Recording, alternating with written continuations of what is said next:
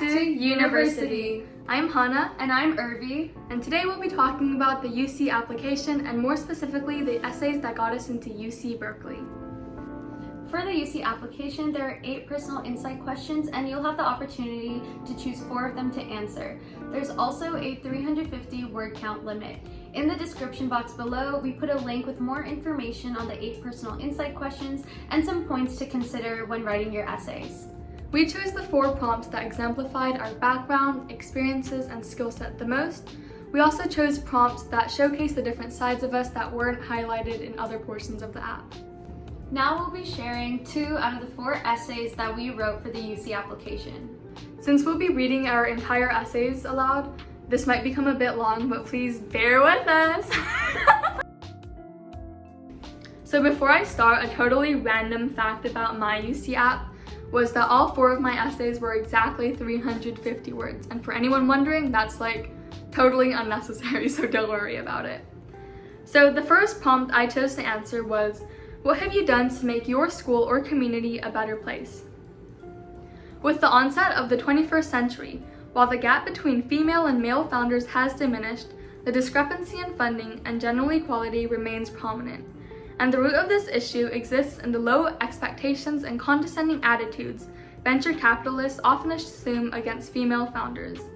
Even before entering the business battleground, female founders must fight to simply be heard.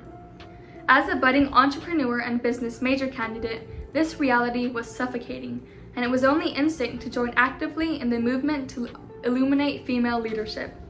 If the lack of awareness is a significant reason for the blatant disparity in equality, what better way to empower the movement than to bring the voices of female founders to light? The winter of my junior year, I served as an intern for Amazon Web Services to shed light on female founders, bringing their accomplishments to the public's attention through interviews. Typical one-on-ones with female founders try to tear them apart with questions aimed to highlight the startup's faults and potential failures. Instead, I ask questions about the founder's purpose, journey, and success. Each of the startup headquarters were typically obscurely located, the 3rd floor of a building, only accessible by stairs, or an isolated corner. Yet, despite the amateuresque environment, the confidence, intelligence, and dedication each of the female founders spoke with had the might of a professional, motivational leader who assuredly belonged in the business world and who would inspire the future generation. Like Amelia Wong of Aluxio Inc. expressed, to reach success, you need to be so passionate you're willing to walk through walls to make it happen. Sat across from me in those interviews was not only my vision, it was the still growing yet triumphant success story of hidden gems of the business world, and it was the hopeful futures of countless young girls. I am still walking towards that vision, yet I am honored to have been able to share the stories of female founders to Silicon Valley, where thousands of determined girls strive forward for their chance to become a leader in the business world. Just a quick disclaimer, I consider myself to be more of a STEM-oriented person than a writing person. Nonetheless, this is my essay to the UC prompt, Describe How You Express Your Creative Side. I considered myself the 10th extra in a movie called Life. As someone who desired an insecure-free personality and often heard the phrase, "Log kya sochenge," what will other people think, my side character mindset was a setback that influenced my tendency to reject the unknown. Even my YouTube recommended list screamed neophobia. Unsurprised by my usual video suggestions of Sudoku strategies and the Black-Scholes theory, my fingers swiped through the endless thumbnails until it halted at a waterfall titled Summer Adventures. The 2-minute and 44-second video of backflips into foreign waters, rollerblading, and strobing fireworks had created an anomalous flow of adrenaline. I finally found a new hobby I was not afraid of trying: vlogging. After convincing my family to travel, my videography enthusiast self promised to craft a travel vlog filled with the main character energy I lacked experience in. My once shaky hands trained themselves to become a gimbal, and my dull eyes adjusted to a sharp eye for detail. However, my presence was missing on every clip. I failed to mold myself into the main character, which now mocked my demotion from the 10th extra to behind the scenes. Nonetheless, I realized that becoming the main character was never my goal, and finally understood the substance behind what I once thought were insignificant endeavors. Instead of the 10th extra, I saw myself as an innovative artist. I spontaneously painted murals from my room walls to the school hallways. Each paint stroke left an acerbic scent and the mark of a visionary. I was never afraid to make a mistake. Rather, I would add to it and develop an avant-garde style. From painting until my skin chipped to video editing until my fingers were cramped, I appreciated the experience of exploring new passions without the fear of being judged as having useless pastimes. So it turns out I was right. I will never be the main character. Instead, I will continue to use my creative side without worrying about the stigma of others' adverse opinions. Instead, I will be the director of a film named Urvi the Allah. For this next prompt, Urvi and I will be sharing our different answers to the same prompt. Beyond what has already been shared in your application, what do you believe makes you stand out as a strong candidate for admissions to the University of California? It started with a handshake. This is what you do in America, right? A black-haired girl offered her hand to me where I stood in the classroom, alone with my light hair and eyes. I was surprised at her attempt to accept my home country's culture. As an American-born girl, it was during a sleepover at a Tokyo kindergarten where I formed my first international bond. I was instantly captivated. I embarked upon that childhood dream freshman year by joining the Santa Clara Sister Cities Association, SCSCA. 2 years ago, as an active member of SCSCA, I dedicated my time to community service, promoting intercultural connections.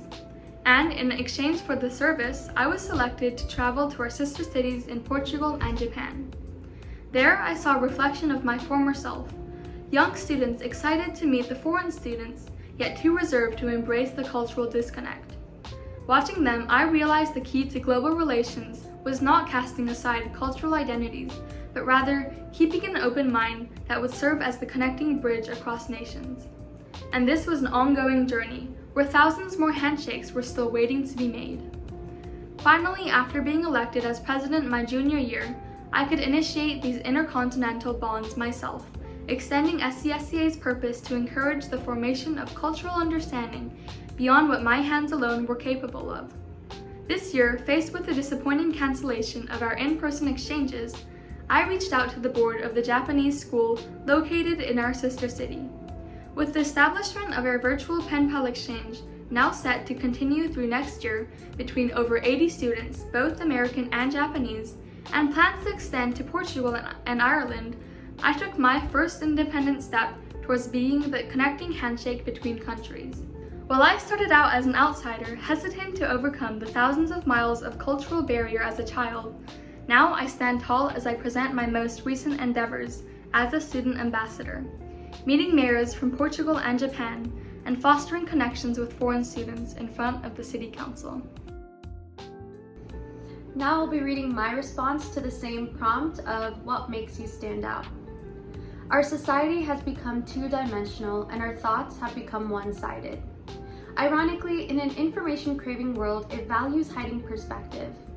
The Social Dilemma, a documentary unveiling the psychologically manipulative practices of media, criticizes its dominant influence. As algorithms control what we see online, mindsets are programmed to only trust one ethical interpretation, our own opinion. In fact, the center of the myriad of issues we face today lies in our demand for change, accompanied by our unwilling behavior to change ourselves. As social media connects us internationally, I notice how it divides the people who continue to argue with their mouths open and minds shut. Thus, I've grown to understand the significance of appreciating the diversity of various people, philosophies, and experiences. While knowledge claims and inspirations can be found online, I recognize how true intellectual exploration can also be grasped from outside the screen's constrained news outlets and inside the challenges I presented myself. Instead of settling for the debate topic guaranteed for success, I voluntarily choose the side I internally disagree with. Instead of relying on the majority's judgment, I curiously examine paradigms in hopes of shifting preconceived ideas. As I stand on the podium in front of my business law class and state my case supporting the unpopular opinion, observing my peers and teacher begin to accept my odd stance felt invigorating. I carry that same enthusiasm with me throughout the day as I catch myself educating my neighbors on cultural appropriation versus appreciation during evening walks. As I apply my learning to real-world problems, I find it necessary to normalize rationality and critical thinking over narrow-mindedness. Whether I read controversial articles or optimistically consider a new idea, I listen with intrigue rather than blatant condemnation. My open-minded conversations on campus may inspire students to conceptualize the ways of knowing. Perhaps my debates will shape someone to develop a receptive behavior. Regardless, I aspire to express my unique, flexible thinking at the University of California and demonstrate how our two-dimensional society has the caliber to transform our social dilemmas into social solutions. We hope our essays helped you gain a better understanding of what college admission officers might be looking for in the UC application. And we hope they'll help you during your essay writing journey.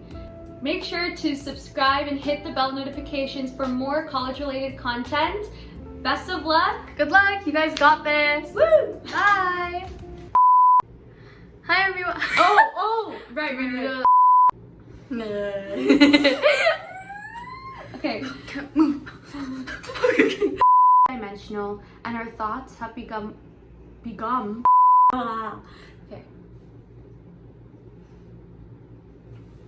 Wait. Okay, sorry. Okay, let's stop. My side character... I keep on stumbling on words. And my hair keeps getting in my mouth. Okay. Of what college admission officers